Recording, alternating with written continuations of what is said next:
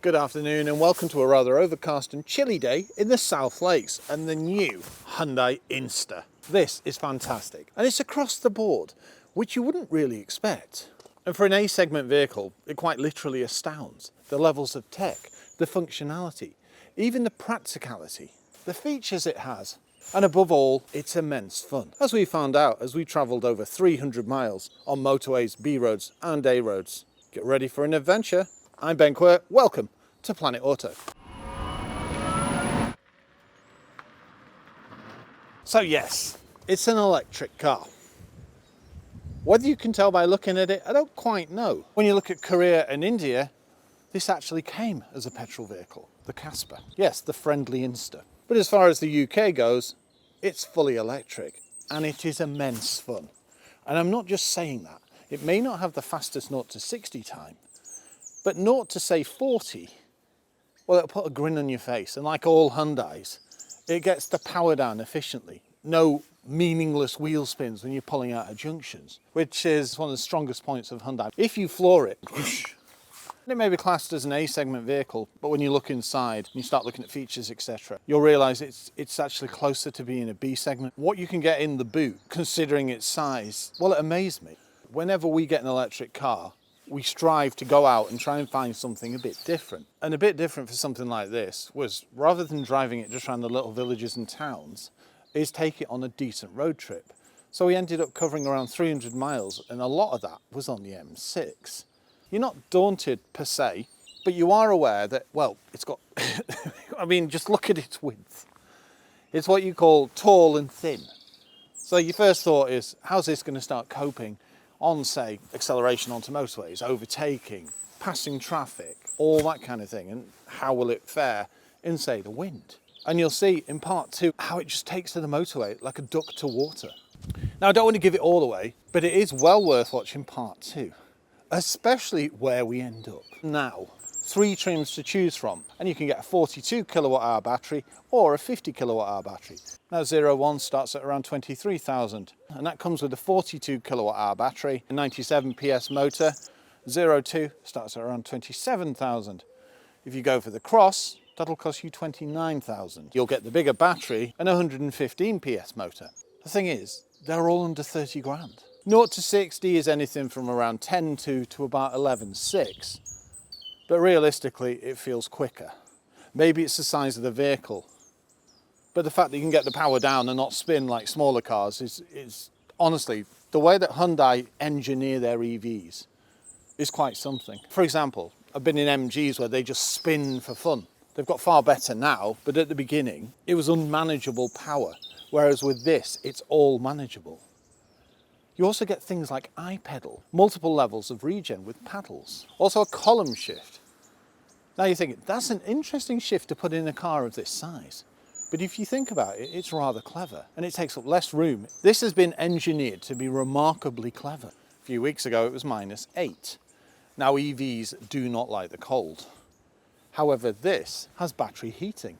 It also has, get this, a heat pump. That's the one thing I didn't expect of a car of this price, of this segment. So excellent work from Hyundai once again. And the thing that really stands out to me is it's mega fun. It reminds me of a Mark 1 Golf GTI, Lupo GTI, and of course the Ignis. Even the back quarter looks Ignis-y-like. And then the design language that you've seen on the Ioniq 5, etc. It can really hold its own on the back road. It's got a little bit of flex, but that makes it more fun. The thing is, there's no overkill when it comes to body roll. It's just, once again, very well set up. Every journalist I spoke to at the BYD launch raved about it. Oh, you're in the Inster. That is such a fantastic car. And all I could do was agree. I suppose it reminds you of cars of old because it's got everything in it. For example, there's no way you would expect it would have sliding rear seats, but it does. It's almost in that category of jazz magic seats. Even the front seats lay flat. Styling wise, love it. I mean, for a start, this is jungle khaki, but you can get this full array of colours that you've just, wow, where did they come up with that name? Pixel! So these are the indicators. You've got LED daytime running lights, and you could go for the optional LED projector lights. That's what we've got. They're also auto. They've got a pretty good throw. It's a bit short on low beam, but when you put it on full beam, it makes all the difference. When you're plodding around little country roads, you don't really notice it. It's just good lights. Just look at this clamshell bonnet tucked over. The black elements and also the circular lamps at the front. Pixelated indicators here. The chunky cladding and the styling round here. It's extremely smart. It turns heads wherever you go. These vents open to make it more efficient, and that's built into its core. I was quite staggered at how far it actually went. Normally you have the range and it won't exceed it, whereas this, well, it'll easily exceed it. And travelling at motorway speeds, because it's got those levels of regen, it can recoup as well as it uses it. If you want something a little more raw, go for the Cross. That squarifies the bumpers and also adds pretty chunky side skirts. Also a sunroof, which weirdly isn't on any of the other trims, and a 360 camera. Mind you, that is top of the range. It's just you presume that it would have been a 3 rather than a Cross. Cross would make you think, oh, it must be a little more off-roady. But it just makes it look chunkier. But as far as this goes, it looks immense anyway. I mean, there's things like this. It may not have a purpose, but it looks cool nevertheless. The way that you've got like a bonnet bulge. Nice tall windscreen. The thing that I couldn't tell when I was looking at pictures is, were the proportions right? But once it's in the metal in front of you, it does look very, very good. Easy to charge, a bit like the MGs, you just drive in forwards. Pops open and you've got your 2 plastic caps. There's also a charging light here. And these just pop out. So Type 2, as I mentioned, 11 kilowatt. And that's the onboard charger. But you could realistically use, say, a 50 kilowatt Type 2 if you can find them. Top end, well, it's 80. It's not particularly bad. It's not the fastest in the world, but it does the job for something of this size. You're talking around 80%, I think it's 10 to 80, in around 30 minutes, which is perfectly acceptable. Go and sit in one. Go and drive one. If you like this type of video, why not subscribe to the channel? You just hit the button on the right hand side. It's free and you'll get an alert every time we upload. Thank you. Now, as we've got the 2, we've also got parking sensors, no front camera, but mitigation, safety systems, etc, etc. You even get adaptive cruise control, power folding door mirrors, and a black A-pillar. And look, colour-coded door handles. Keyless entry. Now, we've also got a tech pack, 500 quid. And that allows you to have like a 3-pin plug at the front. Also gives you V2L. But more than that, you get a digital key. If you've got a compatible smartphone, you can then use it to open your vehicle. And it's well constructed. Now, normally with a car, I wouldn't do this. Look at that. Nice solid roof bars. It's not nomadic per se, but it does look like it's ready to take on anything.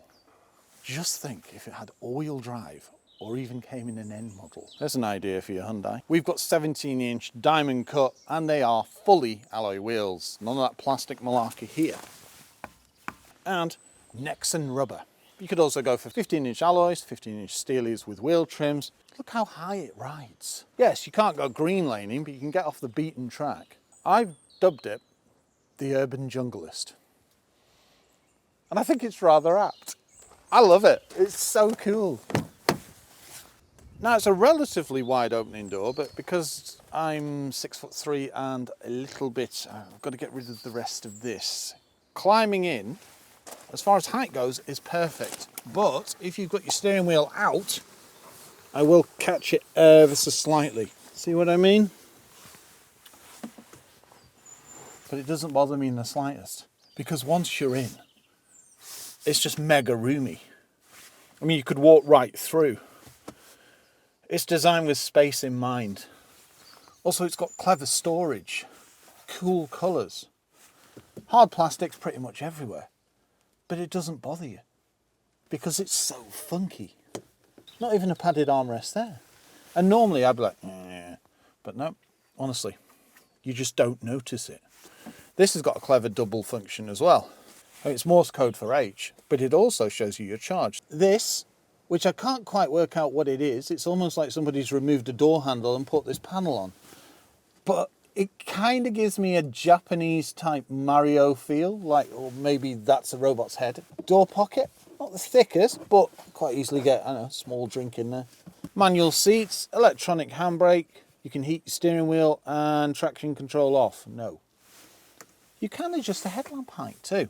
Column shift, very familiar from other Hyundai models, and chunky shifters. And don't forget your paddles for your regen. solid. Not surprising with Hyundai quality. Everything's hard, except the seats and the armrest. But it's so well done, you almost don't notice it. The mix of colours, it's like a creamy yellow, I suppose. I mean, I'm colourblind, so. And you've got a contrast with, so say, a mud brown for this harder plastic here, and like a graphite grey for the vents. Construction, solid. I mean, proper solid as well. And that's the standard infotainment system. So no matter which model you buy, you get that. And it's full of functionality. Apple CarPlay, Android Auto. To get Apple CarPlay to work, you do have to plug in the USB. It will connect wirelessly, but it doesn't give you the CarPlay. It gives you functionality of music, that kind of thing. DAB radio, navigation, and you've got some of the vehicle settings as well. And if I press start, it'll burst into life. Quick, responsive, quite intuitive, and easy to use. And there you go, it's automatically connected to Annabelle's phone. So yes, it is familiar, and it works well. Little navigation buttons, got an EV mode here. You also have little jingles too. Proper buttons for things like your fan. No, Hyundai is sensible. They don't just put everything through the screen. Yes, there's a fair bit of functionality, but you've got proper rotaries, map button, nav, favourites, seek, track, radio, etc, etc. Down here, your vents, direction of air. You can turn the fan on just for the driver. Air conditioning. You've got your fan on the left-hand side with a big and a little, and your heat and your cold on the right-hand side. And your heated seats are located here. You can disable your parking sensors and camera. And finally, an auto hold for your handbrake. Wireless charger here. You've got USB-C, a 12-volt, and a USB-A. And that's where you use your Apple CarPlay. Storage point here, and one of my favourite buttons ever, driving modes. Little bits of piano black, but nothing that will make it horrendous for fingerprints. Cluster, very simple. You've got your speed on the left, and you can see your safety, doors open, etc. on the right. And an important one, mile, kilowatt hour. Most of the time, this was around 4.5, which is pretty good. I did have a bit of fun today, so it's 3.8, but it's not hard to keep it above 5. You'll see more of that in the driving section. The EV button. This gives you all the information about your powertrain, range. You can see the level of your battery, you see your charging limits, your current charge, battery conditioning mode, DC chargers, AC chargers. As standard, this has an 11 kilowatt onboard charger. That I didn't expect. Now, if you want to charge things like an electric bike, run a coffee machine, this is when utility mode comes in handy.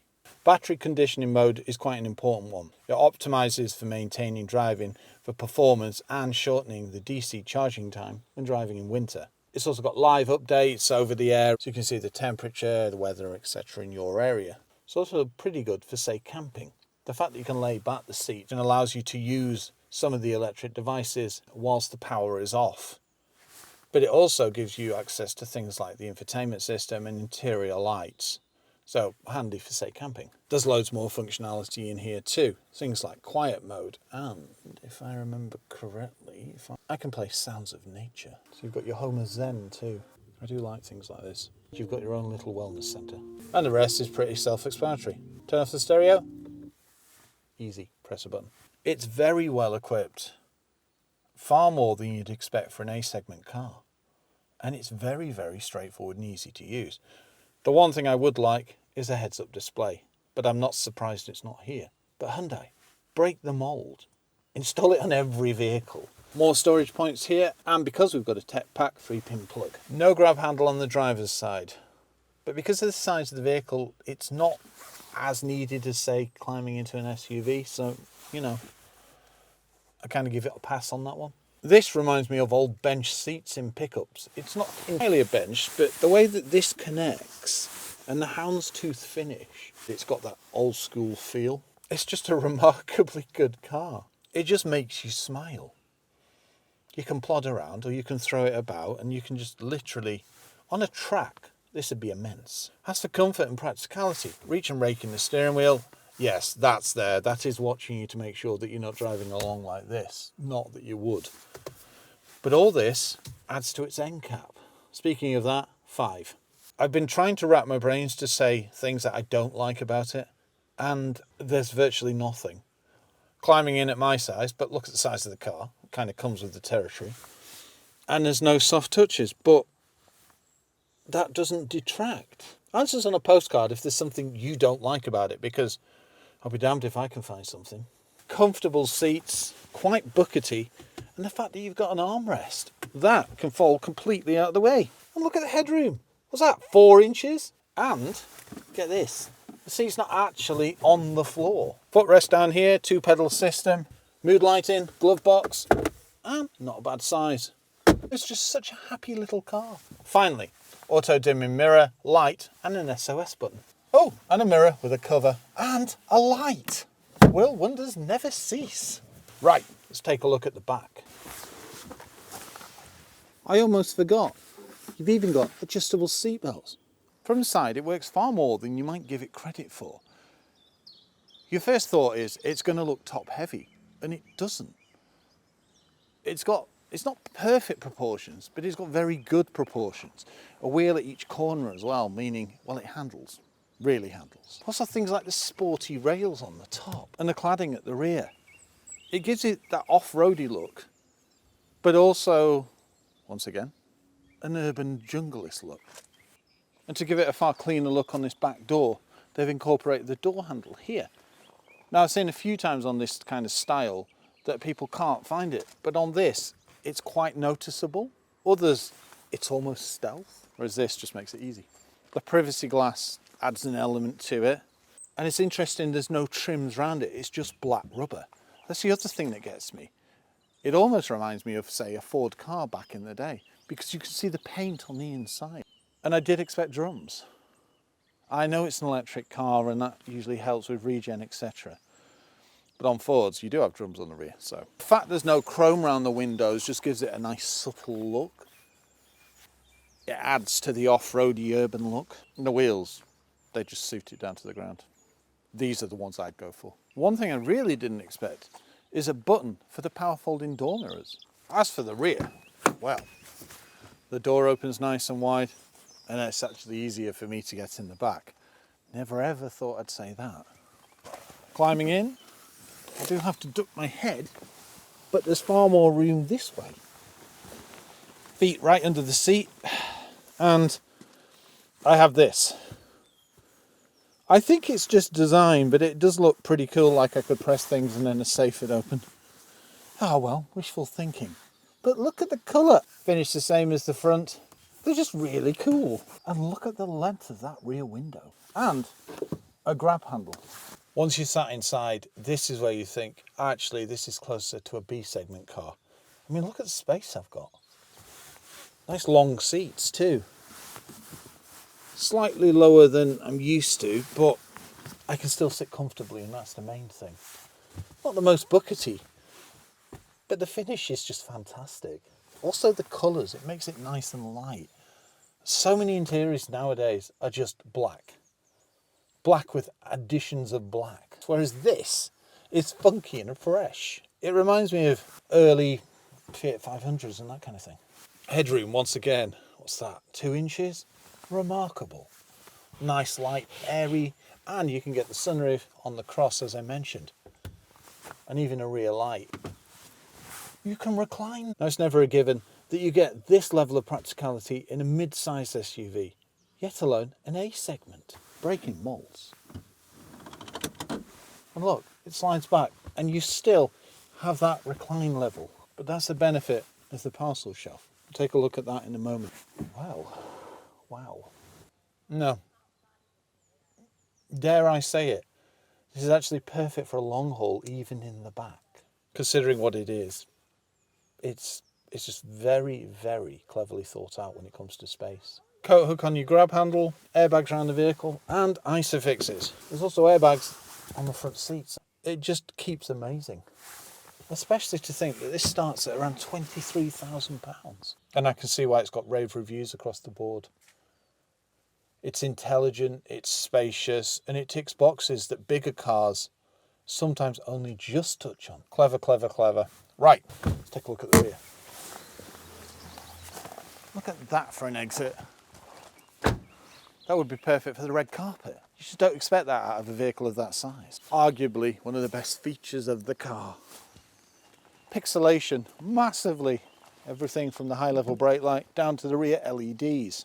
Also the circular gear. Design cues left, right and centre. Mix of colours. An Inster in a font I've never seen before, and if you've noticed, it's got like a plug-in battery type thing. It's got like a plug. I could just sit and look at it. Reversing camera here, and yes, a proper wiper. And you couldn't even stealth it there because of the sporty spoiler. You've noticed pretty much everything's colour-coded too. But even the cladding that comes round, it all makes a statement. Black glosses, satin finishes, also the styling on this harder plastic at the bottom, and these. Imagine this for your first car. I'd be raving. With that sound system, I'd be really raving. It's got far more bass than you'd ever expect in a car of this size. Let's take a look in the boot. It doesn't look big at first glance, but you can actually get a full-size suitcase in here. And if you slide the seats forward, we can change it even more so. You can get a decent amount of shopping in it. You've got the micro parcel shelf, but because this is material, the further you put the seats forward, it does this. So it never looks messy, it just cleverly drops down when you've got the seats further back. Yet again, clever thinking. Type 2 charger here, and you can lift these up. When you're pulling it back, these also go back with it. So it maintains a solid floor. Lift up here, and extra storage.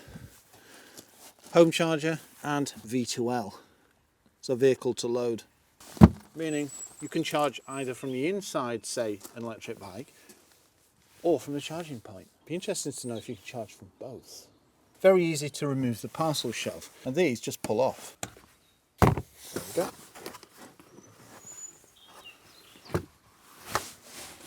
To drop the seats, pull this up, goes past the recline levels, and then we slide this back.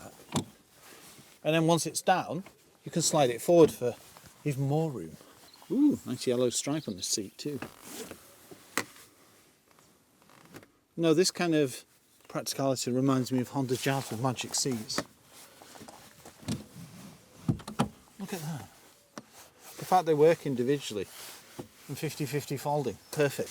No gap, it's innovative. And it's got far more room in the back of here than you expect. If that seat's a little further forward, it wouldn't surprise me if I got my electric mountain bike in here with no wheels. If tip runs, leaving university, let's take a look under the bonnet.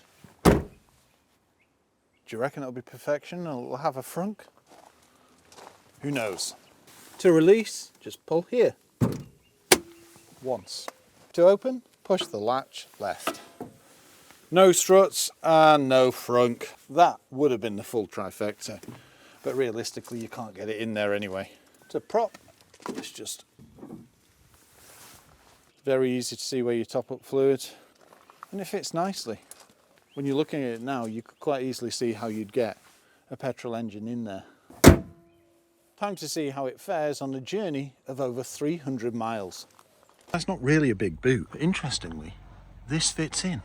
I didn't expect that. And the boot closes. Well, I think we've picked the perfect car to head down to Telford. We're travelling about 115 miles. We've got 166 miles of range, so we should be able to walk it. It'd be interesting to see how much it uses. Let's see how long it holds on to its range. How much range do we have then? Look at that for a turning circle. Wow.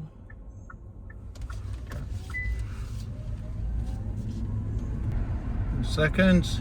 All of a sudden it's got mega busy.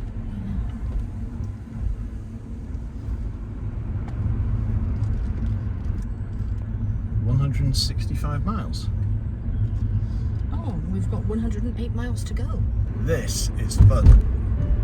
A little city car that we're going to take over. It'll probably be about 500 miles by the time we've finished, won't it? Yeah, I reckon so. We've got, a couple of things to go to this week, haven't we? Yeah, we have. Even put my foot down then, still got 165 miles of range. Sweet. Normally I'd have smoked about 2 miles, wouldn't I? It'd be nice if we can keep that 50 plus buffer. Yeah, I don't think that's going to happen. Yeah, I don't think that's going to happen either, but a 21 would be great. We just lost one. Ooh, nice. Feel the regen, just enough to scrub off for the big hill. And then turn right. This is fun. I mean, it feels small. It feels smaller than the Jazz, actually, doesn't it? Do you know what? I hadn't even thought of it, but yeah, you're right. Oh no, it's definitely, it reminds me of Ignis. Oh yeah, love the bigness. And we do have a sport mode. Yes, driving modes on the steering wheel, like EV6.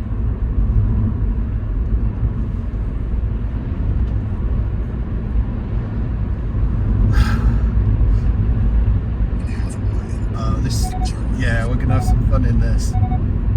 Currently we're getting 3.9 mile kilowatt hour. I don't think that's particularly bad.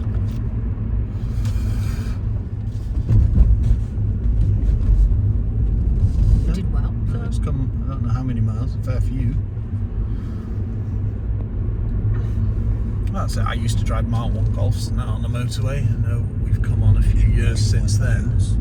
But also the safety has, etc, etc. So, you know, what it is, it's pretty cool.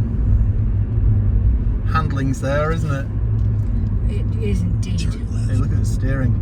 I am not turning left. Sorry, Master Chief, we will not go over the crag left. You absolutely have to. There's no point. Okay, first things first, where are the wipers? Make sure, because it's a column shift, don't start hitting anything like that.